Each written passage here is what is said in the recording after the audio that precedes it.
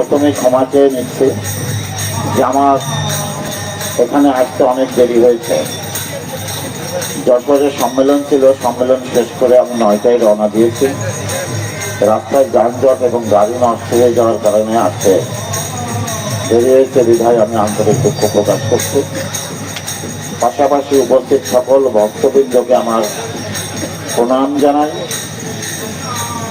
ভগবানের কাছে আমরা আশীর্বাদ করি যে তিনি আমাদের সবাইকে সুখে রাখুন, আমাদের সবাই মঙ্গল করুন।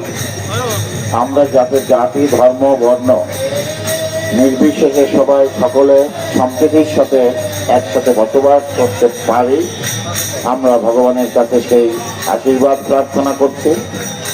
পাশাপাশি আমি আমাদের নেত্রী, দেশনেত্রী বেগম খালেদা জিয়া, আমাদের নেতা দেশনায়ক তারেক রহমানের পক্ষ থেকে আপনাদের সবাইকে জানাই ভক্তিপূর্ণ প্রণাম এবং শুভেচ্ছা। ভবিষ্যতে আপনাদের বিভিন্ন অনুষ্ঠানের সাথে আমরা আরো ভালোভাবে সম্পৃক্ত থাকতে পারব এই আশাবাদ ব্যক্ত করে এবং আপনাদের সকলের সুস্বাস্থ্য এবং দীর্ঘায়ু কামনা করে আমার কথা এখানে শেষ করছি। ঈশ্বর আপনাদের সহায় হন। ধন্যবাদ।